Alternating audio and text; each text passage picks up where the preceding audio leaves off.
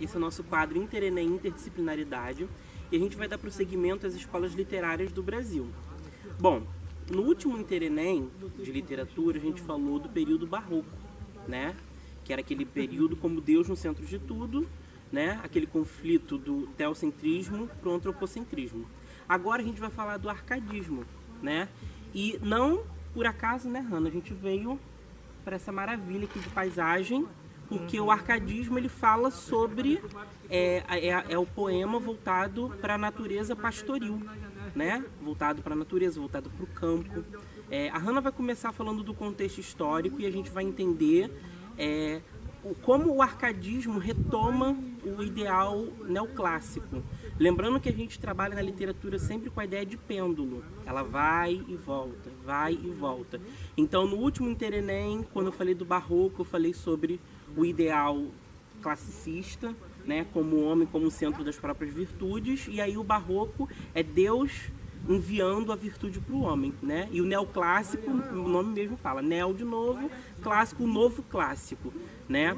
Aí a gente começa falando, né, Hanna, da ascensão da burguesia, né? Exatamente. E a construção dessas novas cidades, né? Igual você falou, o arcadismo, que é esse retorno ao campo, aquela coisa bucólica. O que acontece? A gente vai ter, já no final do século XVIII, a construção dessas cidades. A gente vai ter na Europa e aqui no Brasil a gente vai ter as cidades mineiras, né? Primeiramente, por causa do quê? Do ciclo do ouro.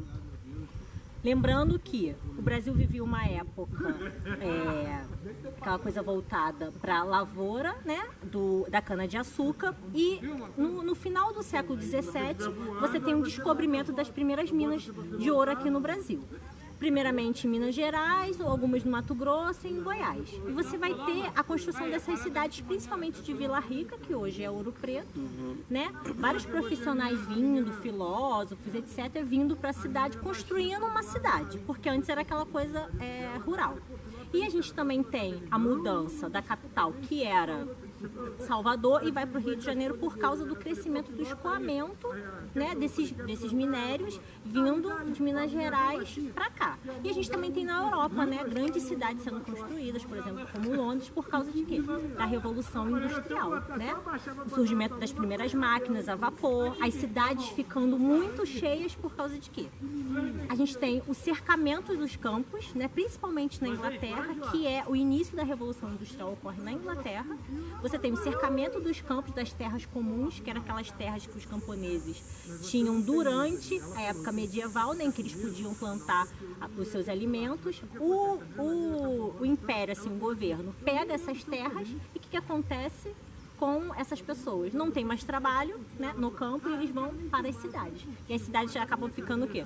Superpovoadas, com as fábricas, né, nos centros da cidade. Por isso essa coisa, né, Arcade, de voltar para aquela coisa rural, né, urbana, porque as cidades eles falam que elas já estão ficando degeneradas, né, poluição, muitas pessoas, doenças, né, então, mais ou menos. Por isso que o termo Fugere Urbem, que todo mundo vai ver, inclusive quando pegar o arcadismo para estudar, é exatamente fugir da cidade, né, a fuga da cidade, sair da cidade, né, porque exatamente como a Hanna falou, né, começa esse problema de muita conglomeração nas cidades e as pessoas começam a fugir dos grandes centros, né? Porque começa a aparecer os problemas sanitários que até então não tinham, né?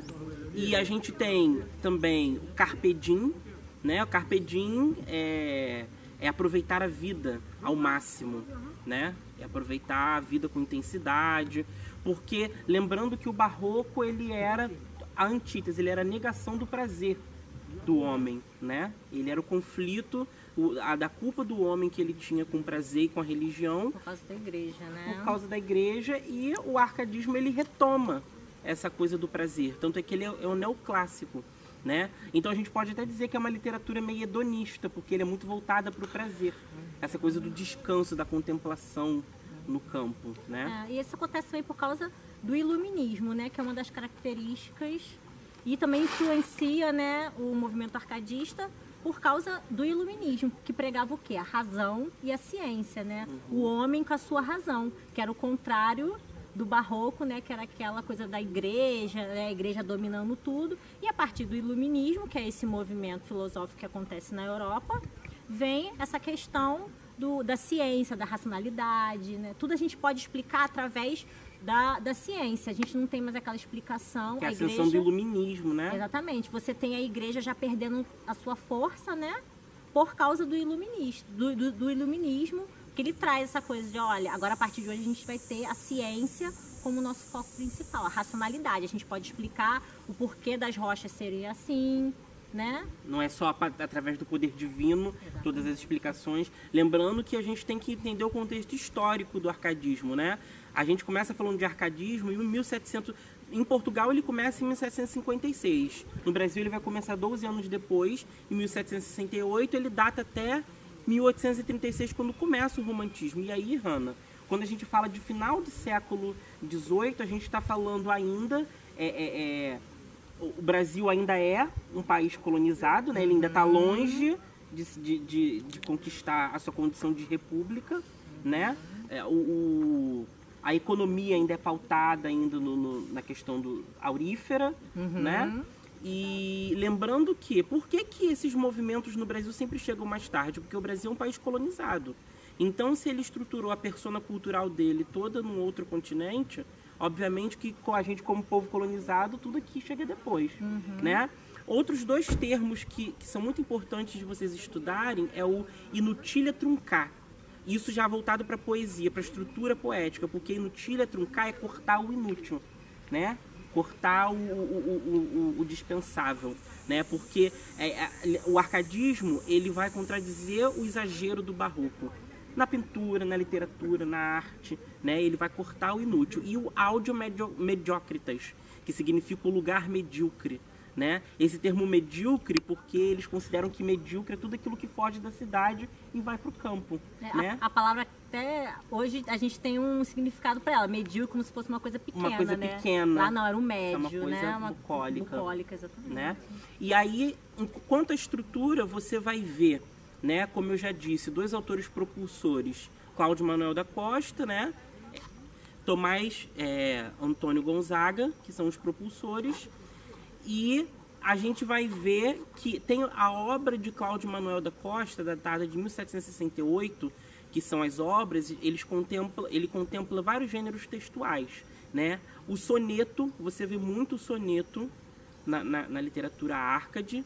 Para quem não sabe, é importante estudar o que é o soneto. O soneto, ele é um poema de 14 versos, sendo formado por 2 quartetos, verso de 4 linhas, 2 tercetos, versos de 3 linhas, né? Você vê muito as époglas, né, que são poemas voltados mesmo para essa coisa pastoril, né? Que ela era como se fosse o diálogo entre 2 pastores no campo, né? E você tem as cantatas. As cantatas, ela vem daquele ideal, aquela coisa de Camões da literatura, né? Aquela poesia cantada. Lembrando que é neoclássico por causa disso, né? Porque o arcadismo, ele vem da cidade de Arcádia, né? Que é uma cidade grega, que data do último período ali, do finalzinho, a última fase do classicismo. Por isso que ele tem esse nome, né? E você também vê o pseudônimo pastoril. Em muitos poemas do arcadismo você vê essa coisa do homem, mesmo que ele não viva na cidade, mesmo que ele não seja o cuidador dos bichos, o pastor das ovelhas, ele usa os pseudônimos, né? Como se ele fosse um pastor. Ele usa essa narrativa, uma coisa, né, fictícia.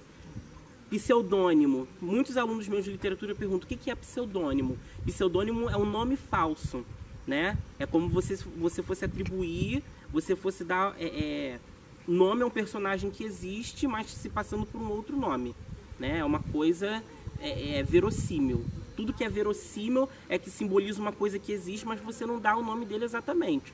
Por exemplo, a gente podia fazer aqui um poema, né, voltada para a contemplação do campo, eu e a Hanna, mas a gente falando como se nós dois fôssemos 2 pastores, né, de ovelhas, como se a gente fosse essa coisa pastoril, né? Não, e você citou esses 2 autores, né, do arcadismo no Brasil, lembrando que eles participaram da Inconfidência Mineira. que a Inconfidência Mineira buscava também esses ideais do iluminismo, né? De libertação do jugo que a gente sofria de Portugal. Então esses dois autores eles vão participar da Inconfidência Mineira, né? Por causa da derrama, que era essa cobrança excessiva de taxas que a coroa portuguesa fazia sobre o ouro aqui do Brasil, né? Então é importante a gente também lembrar. E lembrar também que esses ideais iluministas dessa época do arcadismo também ocorreu a independência dos Estados Unidos, a Revolução Francesa, né? E consequentemente a Inconfidência Mineira aqui no Brasil. Bom, para a gente fazer uma contextualização, eu vou mostrar para vocês dois fragmentos de poemas do arcadismo, que eu trouxe aqui para vocês, do Cláudio Manuel da Costa, mostrando que ele era estruturado na antítese igual ao barroco, tá? A diferença está no teor significativo. O barroco ele traz Deus como centro de tudo, mas a gente ainda vê antítese, né, na literatura árcade. Eu trouxe aqui dois fragmentos. Eu trouxe aqui um pedaço de um soneto, vocês veem que tem um quarteto, e um pedaço de uma écloga. Então, ó, destes penhascos fez a natureza, o berço em que nasci, ó quem cuidara, que entre penhas tão duras se criara uma alma terna, um peito sem dureza. Preste atenção nessas palavras, natureza, berço em que nasci, né? Penhas tão duras, né? Você vê penhascos, você vê realmente, para a gente fazer contextualização, a gente sempre vai pelo vocabulário, né? É a nossa estratégia de leitura, que a gente já falou sobre isso. É você pegar palavras-chave que realmente remetam ao período. E aqui, ó, mais pertinho, eu tenho um outro trecho. Turva e feia a corrente desses ribeiros, primeiro que arrebate as ideias de um poeta, deixa ponderar a ambiciosa fadiga de minerar a terra que lhes tem pervertido as cores. Então a gente vê outros termos ligados à natureza, né? Ribeiros, né? Relacionado a rios, a gente vê terra, a gente vê mineirar. O que é antítese? Antítese, gente, é uma figura de linguagem, né? Como é Interenem, eu tô aqui com a professora Hanna, a gente também vai fazer essa contextualização em língua portuguesa. A antítese é figura de linguagem em que dentro de um enunciado, dentro de um período, dentro de uma mesma oração, você tem duas palavras que são contrárias, que são antônimas, né? Feio, bonito, magro, gordo, rico, pobre. Aqui a gente tem as palavras, o verbo ponderar e arrebate, né? Arrebatar, arrebatado é o contrário de ponderar. Então você vê muito antítese presente, tá? Então se liga nessa dica. Bom, na próxima semana a gente vai falar sobre a literatura do parnasianismo, né, Hanna? Gente, não se esqueça, né, de se inscrever no nosso canal no YouTube. Nós estamos no YouTube, no Facebook, no Instagram. E da Rua